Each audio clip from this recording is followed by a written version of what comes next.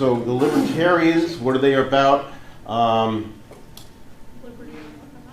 Yeah, it's sort of built right into the, and there's actually a libertarian party. I don't know if you know this. They usually get 3 to 5% of the vote every year, but they never succeed beyond that because they don't want the government really to do anything. They want the government to police roads, just leave us alone, sort of thing. Have you ever seen that flag, "Don't tread on me," with the snake and that's. Actually, in my experience, libertarians are the most open-minded people I have ever met.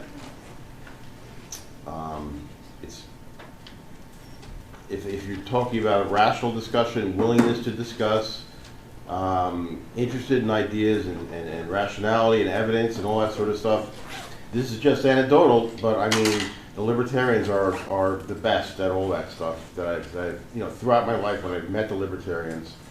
And the liberals and sometimes conservatives, not so much. So, okay.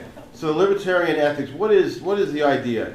In a sense, what you're talking about is you want a world or a society or a social arrangement where people's decisions comes back on them, so that they're accountable.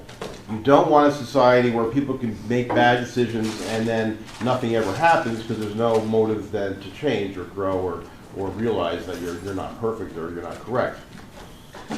So the idea was, if something in your life fails, if your business fails, so on and so forth, you're not looking to blame society, blame other people, to say the situation was a disadvantage. You're saying, what you want is something that clearly says that person made a mistake, that's the consequence, and everyone accepts it. So that reinforces the ethic of, let's say, accountability, responsibility, and also the ethic of individual freedom. Okay, so that's how you sort of get to ethics through the libertarians.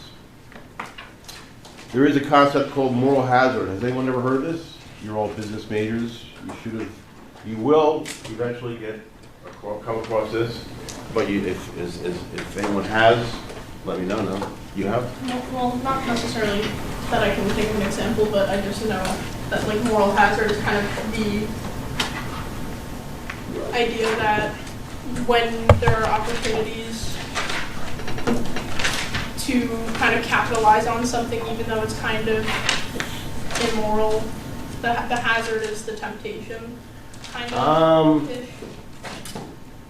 Yeah, well, that sounds right, but that's really not the moral hazard would be if you don't see the consequences. In other words, in business, you want a moral hazard, meaning that if you make a bad decision, your business goes under and you're done. So, what is this comic here?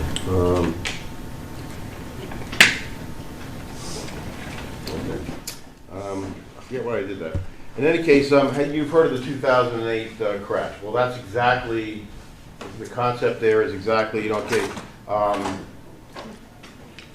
who made the bad decisions? The banks. Who actually suffered? Not the banks. Actually, the banks were bailed out. No one went to jail. They got bonuses. So that's it. Well, what does that mean? Why is that a bad thing that the banks got away with it? They made all these bad decisions, almost crashed the world economy, and they got away with it. Is that a problem? Yes. Why? They might do it again. Yeah. And will they ever admit that they were the cause? No. Because, obviously no one wants to admit that they were the bad guy or they were wrong or whatever. And so, so they'll never learn because they were bailed out by the government. The other aspect of this is freedom. In other words, how do you, from the socialist perspective or the CSR perspective, you're having either the government telling you to do something, or in terms of CSR, the manager tells you to do something. Okay, so that's one way of coordinating behavior and getting things done. What's the other way? The other way is people voluntarily contract with each other or exchange with each other. So one is based, why do people follow the laws of the government? Why do people do that? Why not just ignore it? Consequences exist. Okay, the consequences exist, okay? And so what's the consequence? You're speeding, you went 40 miles above the speed limit, what happens? At minimum, a ticket, possibly Jail. impounded. So a stranger in blue is gonna come by, you never met before, and for some reason he's really angry with you, and he puts handcuffs on you and throws you in a prison. Why would a stranger dressed in a silly uniform do that? Because he's enforcing the laws that the government set up. Yeah. And so how does the government get stuff done? They say if you don't do it, what's gonna happen? You're gonna go to jail. And if it's really bad, we're gonna kill you. So that's one way of getting things done, to get people to cooperate. What's the other way? It's an agreement between two people. Go ahead. I would say, bribery. Bribery.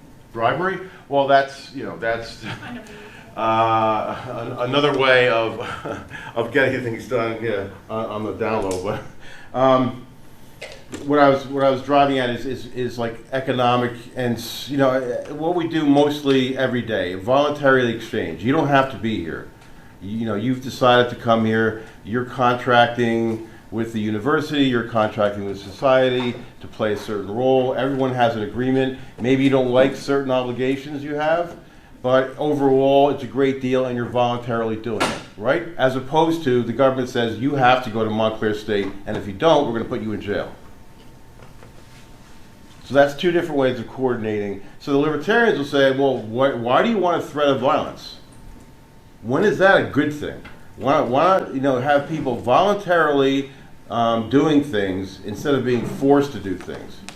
You should not be. I mean, one of the sayings actually from Rousseau is, people need to be forced to be free. So the idea from a libertarian perspective that the socialists or CSR people are forcing, compelling people. So if you're an employee and your manager says, well, we're going to invest in DEI, and you don't agree with that, that's too bad. There's no discussion there.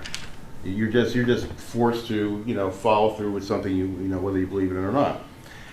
On the other hand, wouldn't it be more ideal if the company said, well, we have this program for DEI. If you want to, participate, you can. If you don't, and then that would be more of an exchange. More of a choice. And so you could see that it's sort of a compelling idea. Now, the alternative is the government, right? So the government, the claim would have to be, from the libertarian point of view, whenever the government gets involved in stuff, they're very inefficient, and they're always somewhat or entirely corrupt. So government solutions, or in terms of CSR, the idea that management is competent and legitimate sources of social change, they think is ridiculous. And they think government sometimes is necessary, but basically they assume it's always incompetent and wasteful, and there's always somebody corrupting it. There's always payments being made, backroom deals. So as much as possible, you don't want government because they're incompetent and corrupt. And you don't want management getting involved in social justice issues because they're incompetent. They were not hired as experts in social justice. They were hired as experts in selling, Pampers or something like that, or soda or something. Okay, so we said all this. Free choice is much better than compelling people. Communism is the extreme of this. How does it work if you don't have a free market? You have to compel people, and that means so right now a lot of governments have some socialist aspects, but still you're compelled to give up part of your pay every year for Social Security. You're compelled to get a license for driving around and stuff like that. And if you don't do it, then you go to jail. And you have to pay your taxes, which goes towards unemployment, which goes towards health care, and it helps other people. You can't decide, I'm going to opt out, or else the government's going to take you away. Okay? So there is, to a certain extent, we do have the government-compelled socialism, especially in this society, you have Social Security, stuff like that. Also especially in Scandinavia, you have much more, or in Europe, you have much more government involvement. You still have a free market, but there's more government involvement. So the libertarian position is, if you don't have free exchange, you're risking this.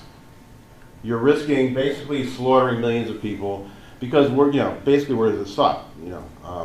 There's nothing to stop it. The other idea is, if you have, again, the moral hazard idea. If you're giving people stuff and solving their problems, they never actually have to learn. They never actually have to improve. And so you think you're doing well for people, but what you're actually doing is giving them an easy out so they never actually have to grow and deal with reality and get tough. Right? So that would be the libertarian position. So the idea here is libertarians are for equality of opportunity, not forcing the equality of outcomes, which is that the term there would be equity. So their idea is, well, this is equality, this is equity, everyone being the same, and they're saying, well, this could be equity. In other words, one way or another, there's force involved. That's nice, but that's also on the table if you start to force people. Okay.